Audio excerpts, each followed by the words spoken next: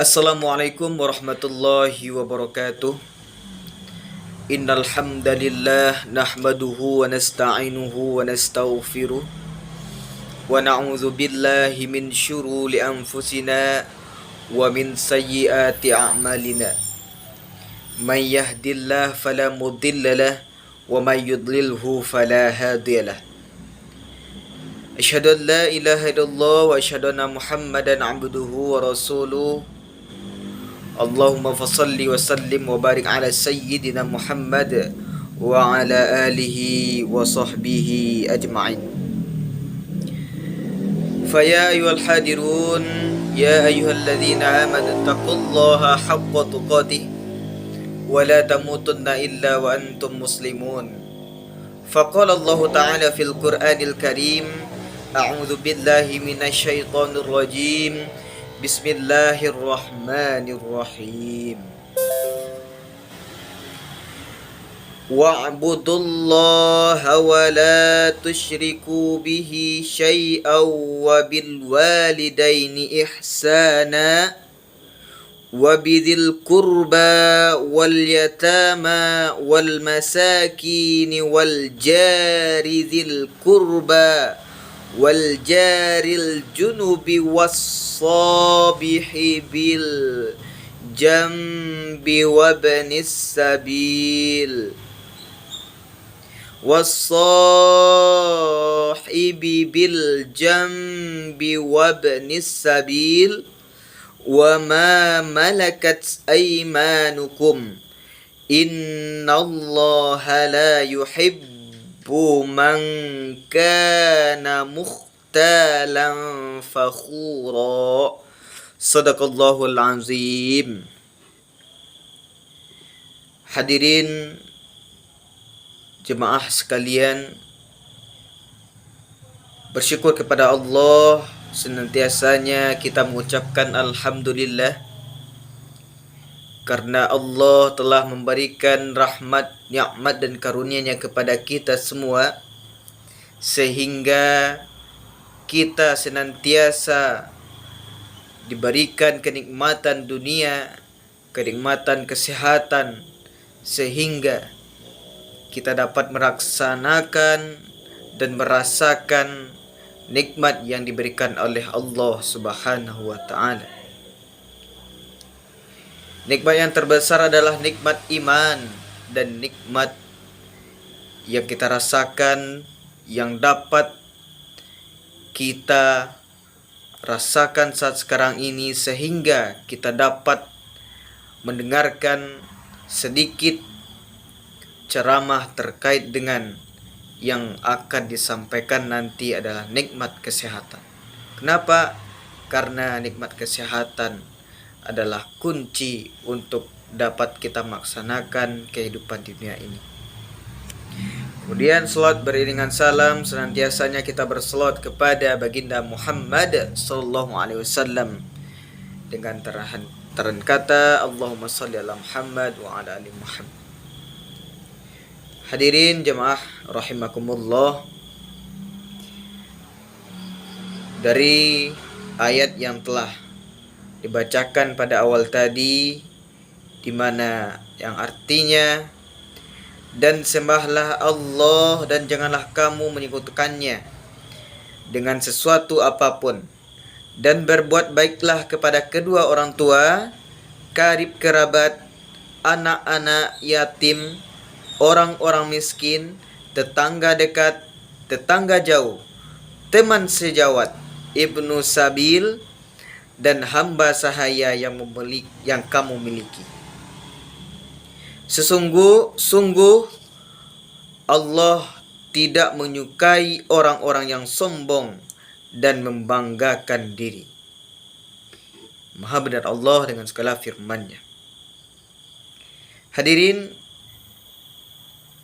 hal ini dapat kita simpulkan bahwasanya pada kali ini kita akan membahas terkait dengan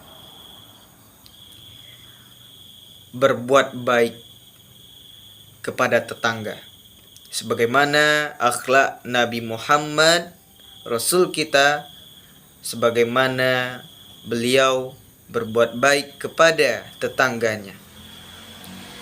Dengan demikian kita merujuk kepada surah An-Nisa ayat 36 yang telah dibacakan di awal tadi. Dan menurut hadis yang dapat kita ambil, yakni Islam mengajarkan pentingnya berakhlak yang baik terhadap tetangga. Hal itu ditegaskan oleh Rasulullah SAW. Dengan demikian beliau bersabda, demi Allah tidak beriman, demi Allah tidak beriman, demi Allah tidak beriman, yakni orang yang tetangganya tidak merasa aman dari gangguannya. Hadis riwayat Ahmad dan Bukhari. Hadirin sekalian, hal ini cukup banyak hadis yang memerintahkan agar selalu berbuat baik kepada tetangga.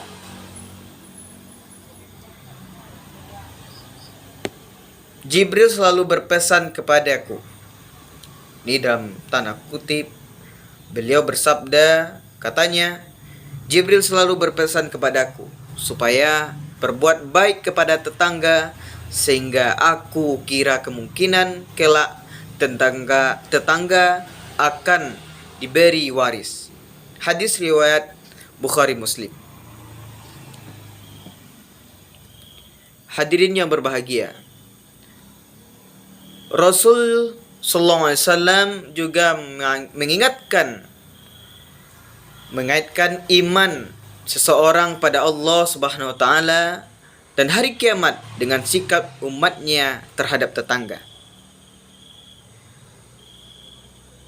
Barang siapa yang benar-benar beriman pada Allah dan hari kemudian, tegas Rasulullah, maka janganlah mengganggu tetangganya. Hadis riwayat Bukhari. Kemudian menurut sumber yang kita baca, tafsiran dari surah An-Nisa ayat 36 ini, Ali ibnu Abu Talhah meriwayatkan dari Ibnu Abbas yang dimaksud dengan jari dzil kurba ialah tetangga yang antara kamu dan dia ada hubungan kerabat. Sedangkan jaril junub ialah tetangga yang antara kamu dan dia tidak ada hubungan kerabat. Hadirin sekalian, hal ini juga sama diriwayatkan oleh Ikrimah, Mujahid, Maimun ibnu Mihran, dan Ad-Dahha, Said ibnu As-Salam, Muqatil ibnu Hayyan, dan Qatadah. Ya. Abu Ishaq meriwayatkan dari Abu Nauf Al-Bakali sehubungan dengan makna firman-Nya, dan berbuat baiklah kepada tetangga yang dekat. Tetangga yang dekat yakni tetangga yang muslim, dan berbuat baiklah kepada tetangga yang jauh, yakni yang beragama Yahudi dan Nasrani. Selanjutnya hadirin, lantas apa saja yang menjadi kewajiban seorang tetangga terhadap tetangga lainnya? Pertanyaan ini pernah disampaikan oleh sahabat Nabi yang bernama Muawiyah bin Junub kepada Rasulullah SAW. Beliau menjawab, jika tetanggamu sakit, engkau menjenguklah. Dalam artian, jika tetangga kita sakit, maka jenguklah. Kemudian, jika tetangga meninggal dunia, maka engkau mengantarkan jenazahnya. Kemudian, jika ia meminjam uang, engkau pinjami. Jika kekurangan, engkau tutupi. dan jika mendapat kebaikan, engkau beri selamat. Jika tetanggamu ditimpa musibah, engkau menghiburnya. Jangan meninggalkan bangunanmu di atas bangunannya, sehingga menghalangi datangnya angin kepada rumahnya. Jangan ganggu tetanggamu dengan bau masakanmu, kecuali kamu memberikan sebagian makanan itu kepadanya. Hadirin sekalian, dengan uraian yang telah kami sampaikan, telah saya sampaikan kepada hadirin bahwasanya dapat kita ambil sedikit ilmu terkait dengan pinjam meminjam ini, di mana jika ada seorang sahabat kita, tetangga kita, kerabat kita, dia kesulitan dalam hal ekonomi tentunya, maka sesuai dengan hadis yang kita ketahui, barang siapa yang meringankan beban kerabatnya, maka dia akan diringankan nanti ketika di akhirat. Hadirin sekalian, dengan demikian dapat kita simpulkan bahwasanya kewajiban seorang tetangga terhadap tetangga lainnya, yang pertama, jika tetangga kita sakit, maka seorang tetangga dekat, karib kerabat, maka jenguklah dia. Yang kedua, jika tetangga kita meninggal dunia, maka kita yang akan dan selalu dan memulai untuk mempersiapkan segala hal untuk supaya tetangga kita dapat dilancarkan pelaksanaan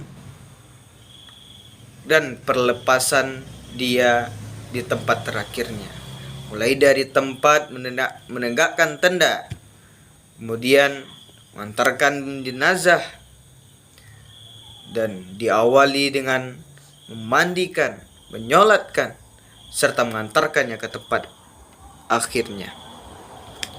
Kemudian yang ketiga, jika tetangga kita susah dalam hal ekonomi, maka kita harus membantunya dengan kemampuan kita.